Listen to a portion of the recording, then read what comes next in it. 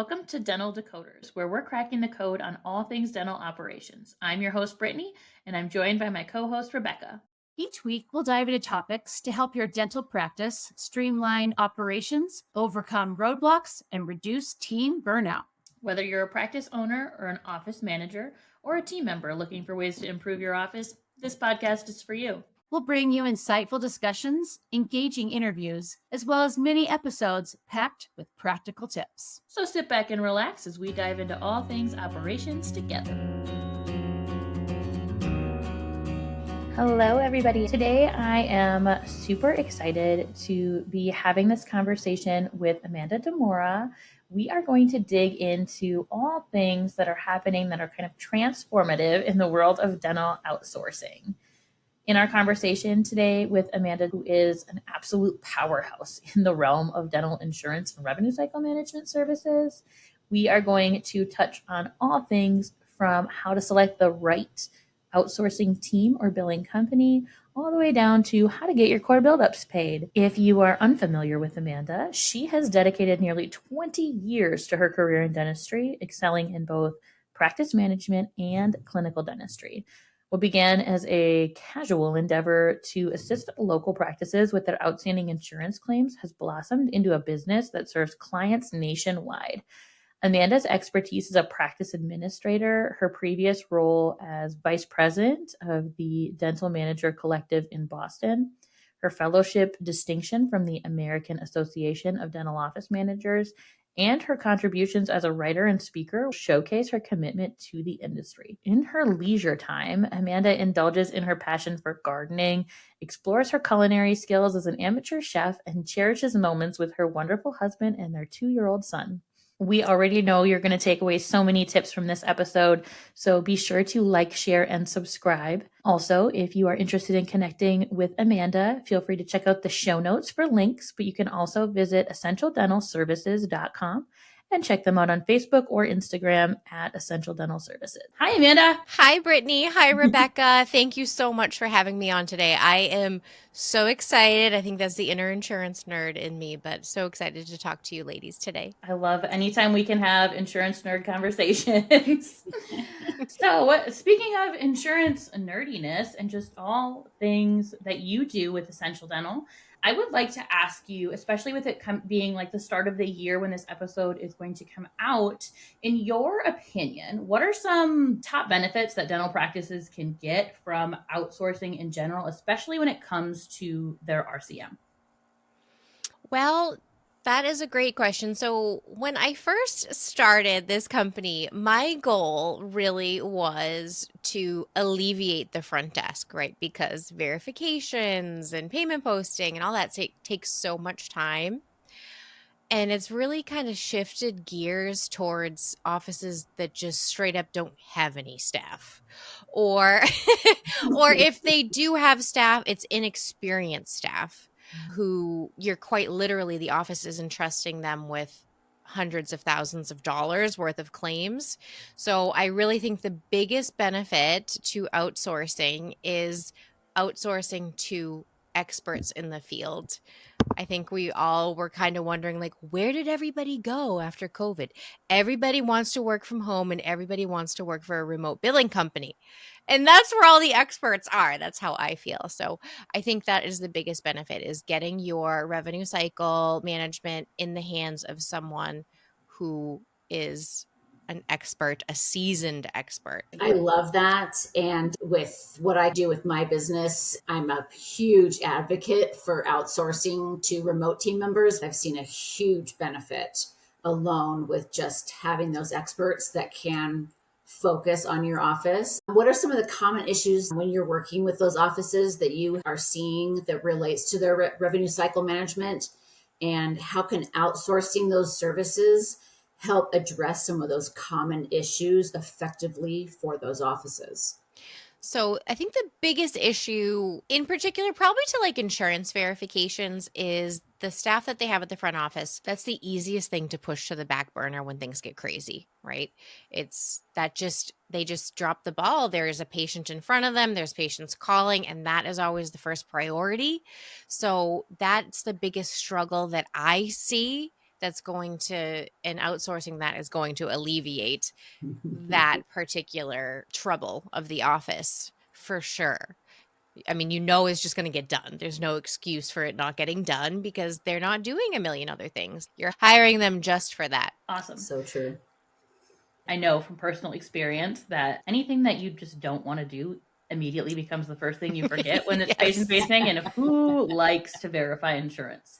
If you do like to verify insurance, send your resume over to Amanda. Yes, please do that. You know what I always say, like, when we're talking about delegation, delegate the things you don't like to do first. So those are easy things to start outsourcing and delegating to other people, is like the crappy things.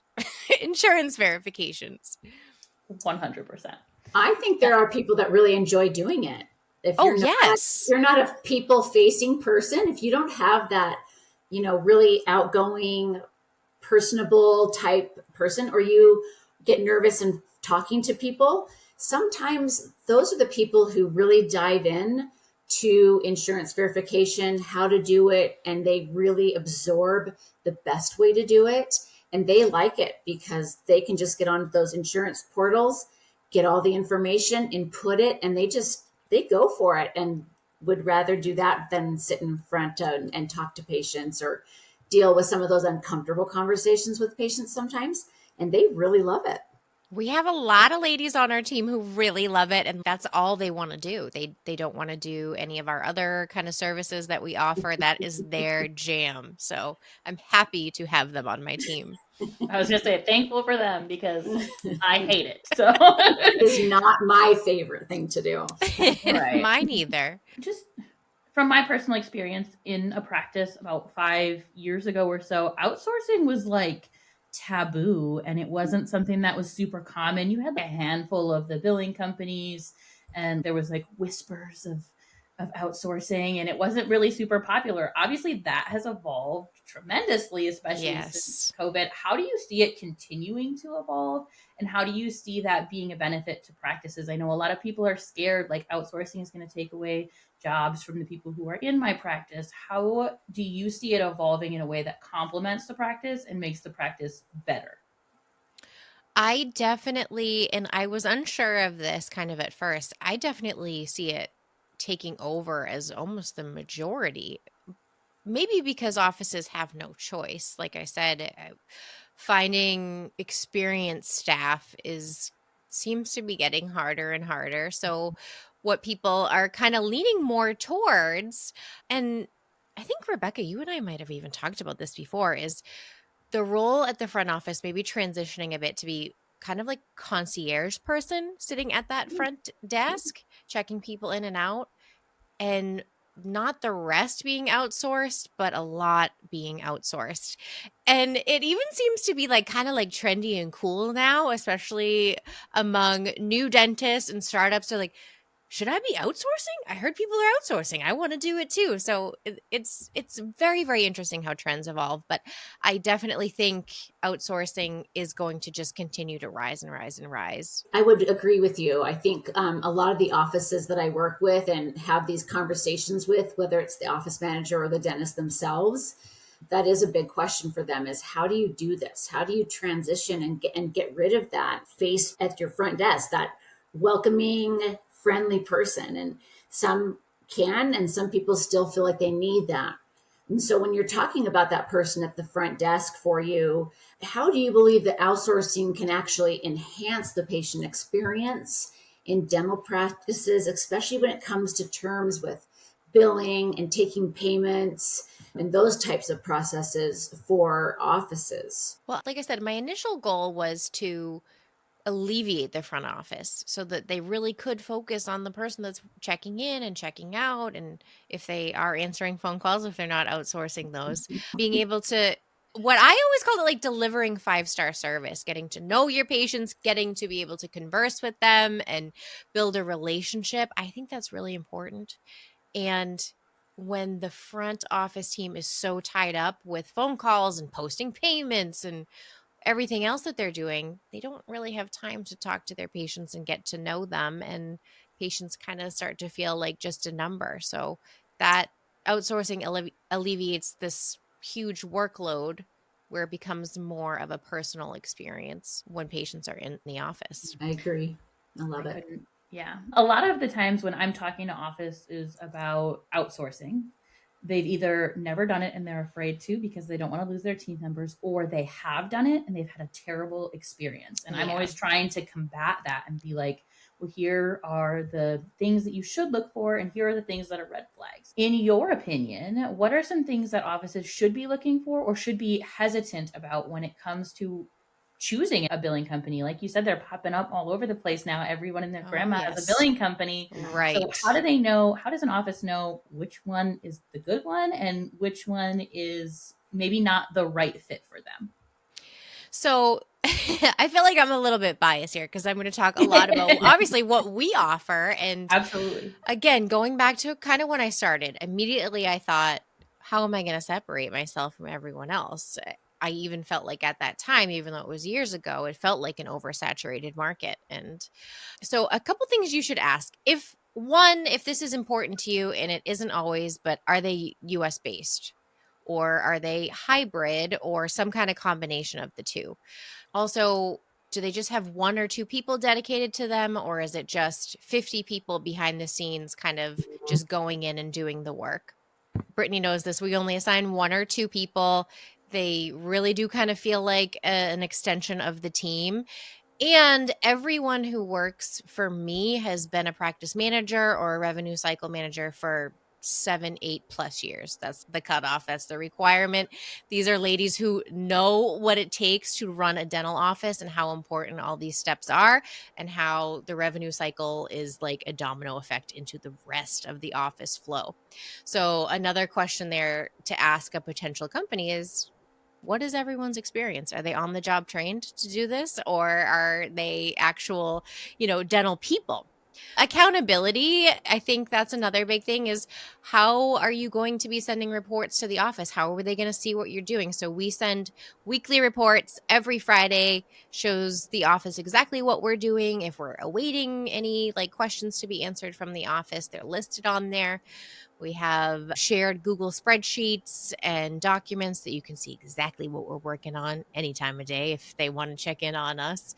And another, I think, great question is, if there is a problem and you need to contact this billing company, how are you contacting them? Are you submitting a support ticket and waiting to get an answer for a couple days? Are you communicating directly with your account manager? Is it someone else? I think those are my biggest questions that I would be asking for sure. I like your accountability piece. I think sometimes the offices get so excited about just having someone helping them that they don't think about that accountability side of it. And because like you talk about, you have people that are inexperienced at your front desk, and then you're going to bring in a billing company who's not even in your office. And that accountability piece, I think, is absolutely pertinent for those offices to have. You need to know what they're working on. You need to know that what you're investing in that company and those dedicated members from that company to work for you, that they feel just as accountable to you as they do to the company that they work for. Absolutely. It's who's watching the town. How much time were you actually on your computer helping me? Yes. So I want to ask you about your team, because I have the pleasure of knowing most of the people on your team. Yes, and they you are do. all absolutely fantastic. Brittany, you're on the team. We know you're amazing. Well, everyone knows I'm amazing. Let's talk about the rest of the team. So when it comes to you finding your team members and really building that up, I know you have some minimum requirements. Mm-hmm. What is one thing that, if people are going to come work with Essential Dental, what is one thing that they're getting from your team members that they're not going to necessarily be getting, or one thing that you do differently than other billing companies to attract this incredible talent that you have on your team?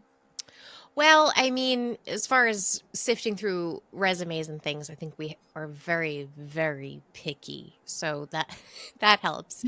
I love to see that someone's an ADOM member on there. That just says a lot right off the bat.